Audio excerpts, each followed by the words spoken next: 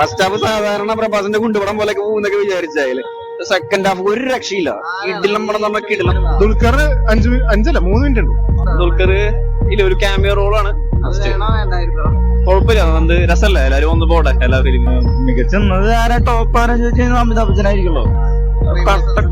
കട്ടായിരുന്നു. വലിയ ഇമോഷൻസ് ഒന്നും ഇല്ലാത്ത റോളാണ്. അതുകൊണ്ട് സലാറാളും ഭേദം ഞാൻ അത്ര പറയും.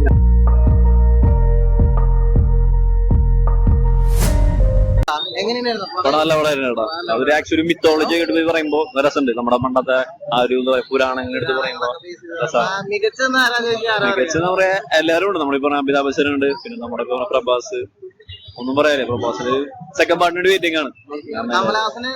കമലഹാസൻ ഉണ്ട് ആക്ച്വലി. എന്താ പറയാ, ഇപ്പൊ ജസ്റ്റ് ഒരു ഫയർ മാത്രമേ ഉണ്ടല്ലോ. പിന്നെ സെക്കൻഡ് പാർട്ടിൽ എക്സ്ട്രീം ആയിട്ട് നമ്മള് കാണാൻ പോകുന്നത്. ദുൽഖർ ഇല്ല, ഒരു ക്യാമിയോ റോളാണ്. കുഴപ്പമില്ല, എന്ത് രസമല്ലേ, എല്ലാരും ഒന്ന് പോട്ടെ. എല്ലാ ഫിലിമും ഒരു സിനിമാറ്റിക് യൂണിവേഴ്സ് ആണ് സെറ്റപ്പ് ചെയ്യാൻ നോക്കണേ. അതുകൊണ്ട് ഫസ്റ്റ് ഹാഫ് നല്ല ലാഗ് ഉണ്ട്, പക്ഷെ എൻഡിങ്ങോടൊക്കെ ഇത്തിരി ബെറ്റർ ഉണ്ട്. കുറെ ക്യാമിയോ അപ്പിയറൻസസ് ഒക്കെ ഉണ്ട്. അതുകൊണ്ട് ഓവറോൾ കണ്ടിരിക്കാം.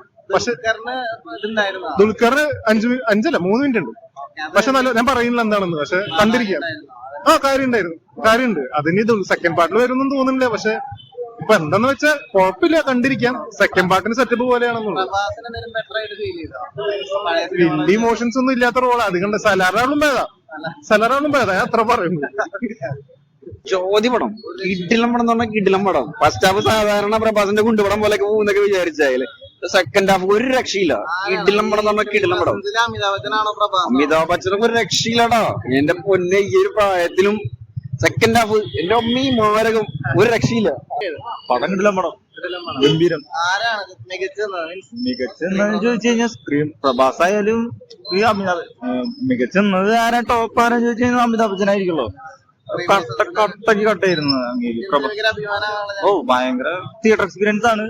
എന്തായാലും മസ്റ്റ് വാച്ച് ആണ്. കാരണം തിയേറ്ററിൽ കണ്ട് എക്സ്പീരിയൻസ് ചെയ്യണ ഒരു പടം തന്നെയാണ്. 3D കാണാനുള്ളതുണ്ട് പടം. എനിക്ക് വളരെ ഇഷ്ടപ്പെട്ടു.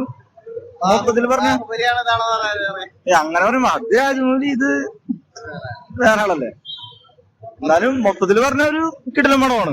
തിയേറ്ററിൽ കാണാൻ പറ്റുന്ന ഒരു പടമാണ്. Must watch. പടം കൊള്ളാം, അടിപൊളി പടം. രണ്ടും കൊള്ളാം.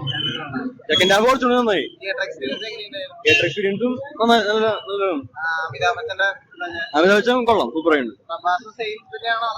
പ്രഭാസ് സെയിം തന്നെയാണ്. വലിയ വ്യത്യാസമില്ല. സെക്കൻഡ് ഹാഫ് കുറച്ചുകൂടി നന്നായിട്ടുണ്ട് പ്രഭാസ്. സൂപ്പർ പടം, സൂപ്പറായിട്ടുണ്ട്. ഒരു യൂണിവേഴ്സ് ഒക്കെ സെറ്റപ്പ് ചെയ്ത് വെച്ചിട്ടുണ്ട്. കുഴപ്പമില്ല, കണ്ടിരിക്കാം. അടുത്ത ഭാഗം എങ്ങനെ ഇരിക്കുന്ന പോലെ ഇരിക്കും ബാക്കി സാധനങ്ങൾ. അടിപൊളി പടം. എല്ലാരും കിടക്കി.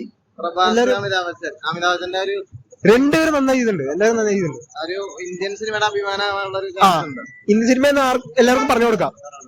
നല്ല പടം. സൂപ്പർ നല്ല പടം. പടം കുഴപ്പമില്ല, സൂപ്പർ പടം. ആരായിരുന്നു? പ്രഭാസാണോ അമിതാഭ് ബച്ചനാണോ? പ്രഭാസ് സൂപ്പർ. അച്ഛാപടം സൂപ്പർ പടം. അമിതാഭ് ബച്ചനോ പ്രഭാസോ? ആരാണ്?